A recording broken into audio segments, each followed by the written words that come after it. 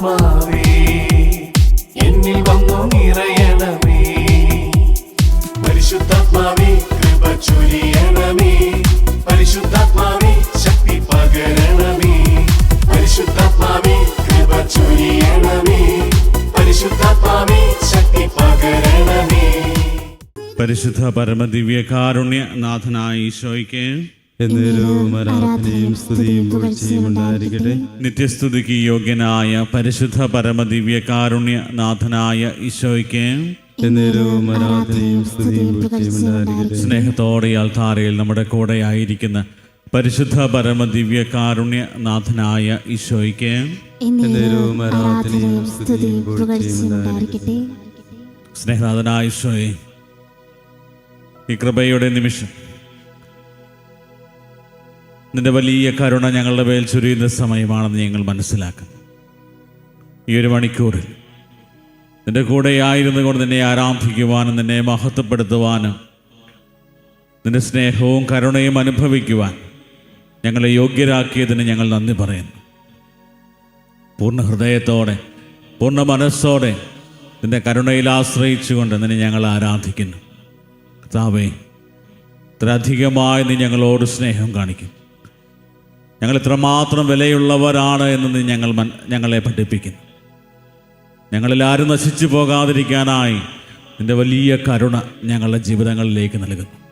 ഈശോയെ, ഈ ആരാധനയുടെ നിമിഷം ഒരു കയ്യകലത്തിൽ നീ ഞങ്ങളുടെ കൂടെ ആയിരുന്നു കൊണ്ട് നമ്മുടെ ജീവിതങ്ങളെ പുനരുദ്ധരിക്കുന്നവനാണ് ദൈവമെന്ന് നമ്മളെ ബോധ്യപ്പെടുത്തി തരുന്ന കർത്താവ് ദായി അൾത്താരയിൽ തിരുവോസ്തുരൂപനായി നമ്മുടെ കൂടെ ആയിരിക്കും.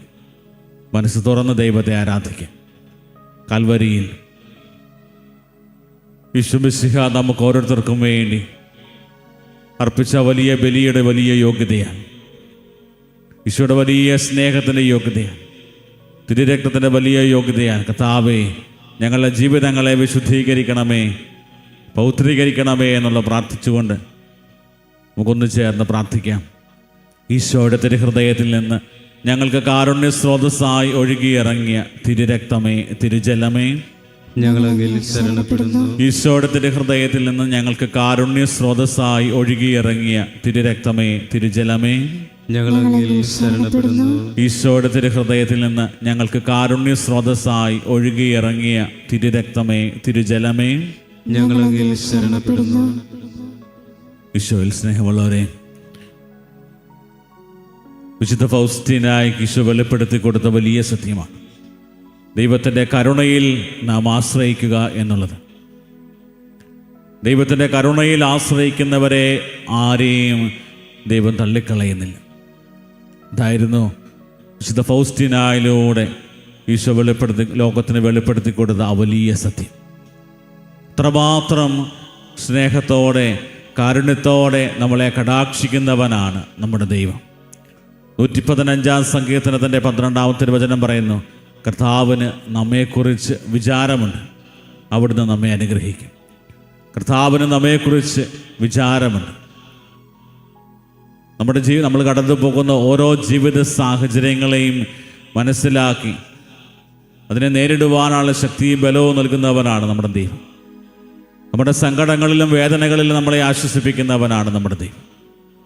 ആ ദൈവത്തെ പൂർണ്ണ ഹൃദയത്തോടെ നമുക്ക് ആരാധിക്കും.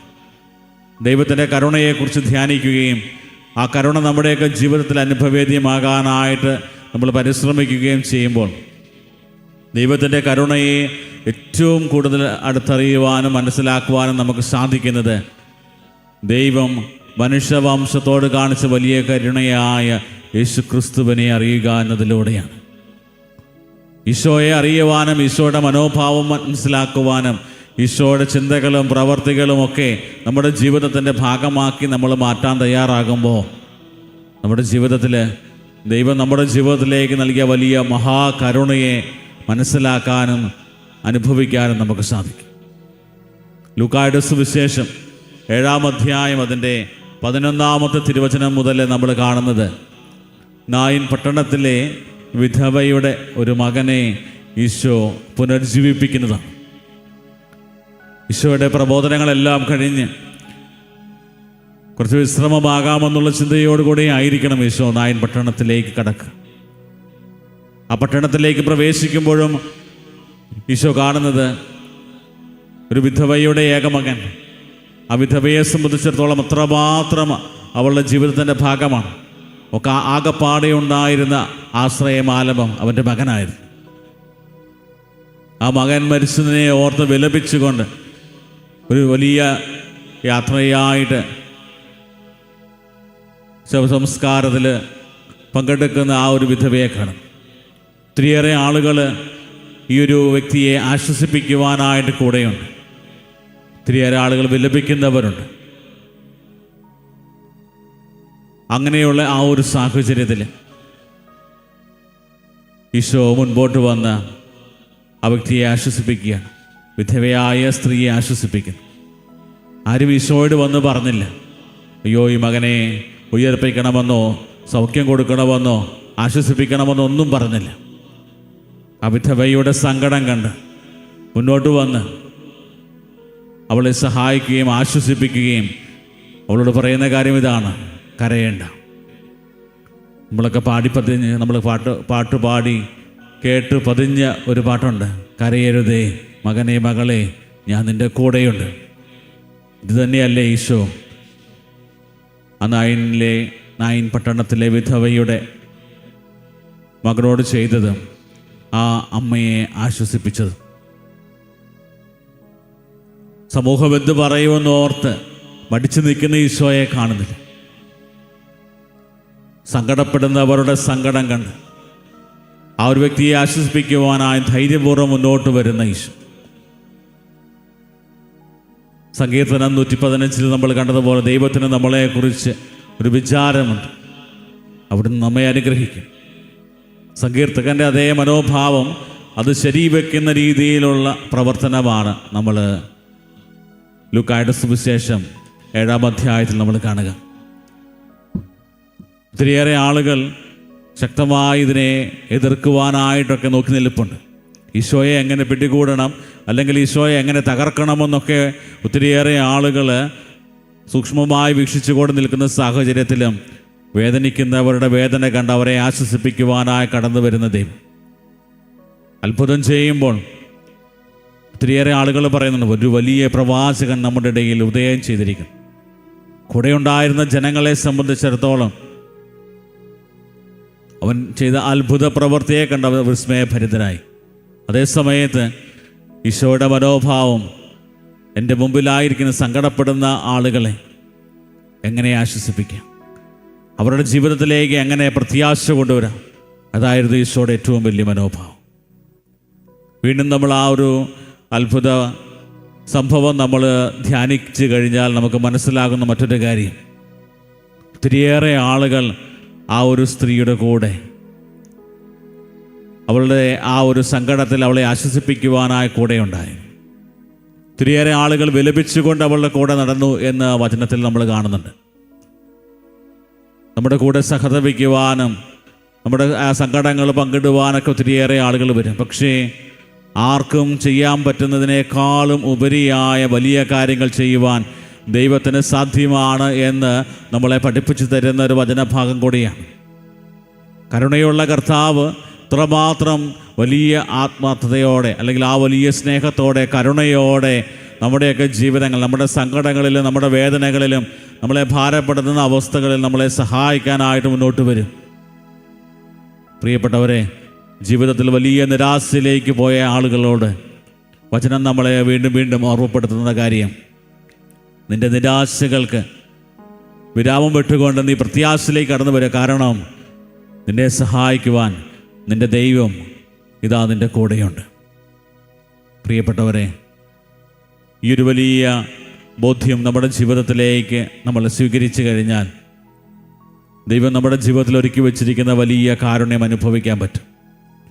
ഈശോയുടെ ഈ ഒരു മനോഭാവം നമ്മുടെ ജീവിതത്തിൻ്റെ ഭാഗമാക്കാൻ നമ്മൾ തയ്യാറായി കഴിഞ്ഞാൽ നമുക്കും ഒത്തിരിയേറെ കരുണയോടെ നമ്മുടെ ജീവിത സാഹചര്യങ്ങളിൽ പെരുമാറാൻ പറ്റും.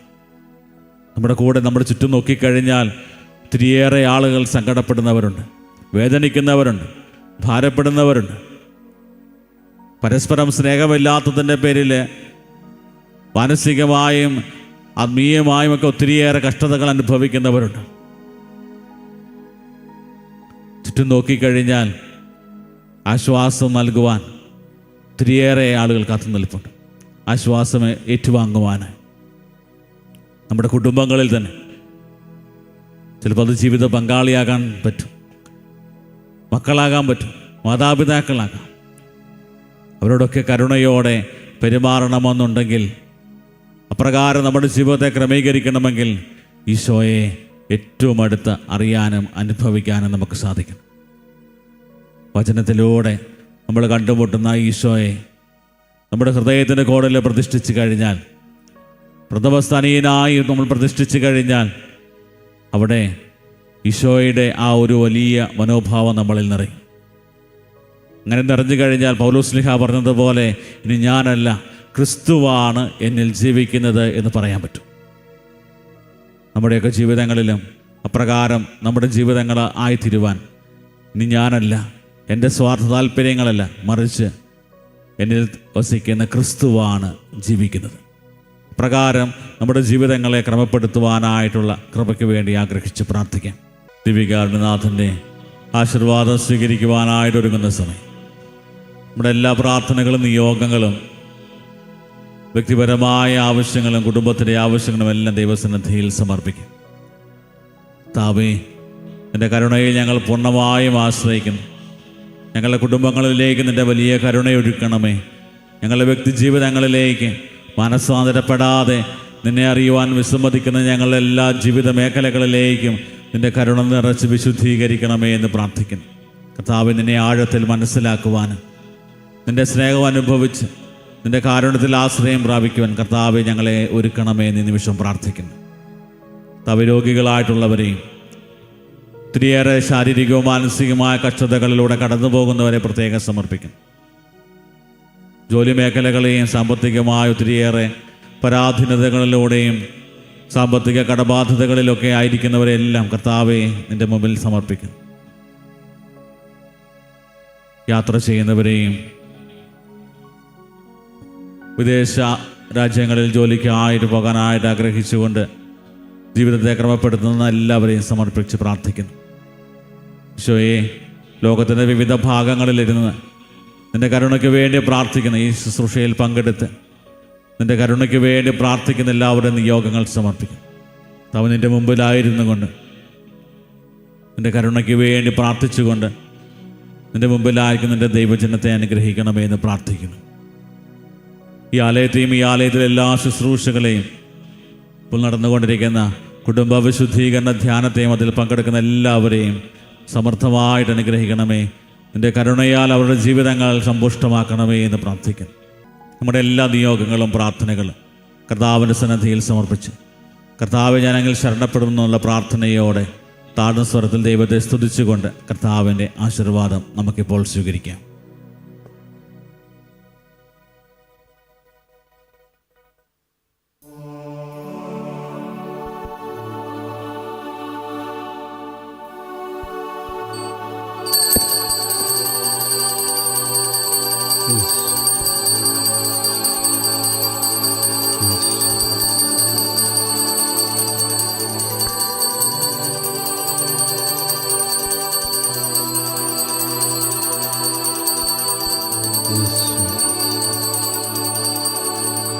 പരിശുദ്ധ പരമമാ ദിവ്യകാരുണ്യമേ, എന്നുമെന്നും അങ്ങേക്കാരാധന. പരിശുദ്ധ പരമമാ ദിവ്യകാരുണ്യമേ, എന്നുമെന്നും അങ്ങേക്കാരാധന. പരിശുദ്ധ പരമമാ ദിവ്യകാരുണ്യമേ, എന്നുമെന്നും അങ്ങേക്കാരാധന.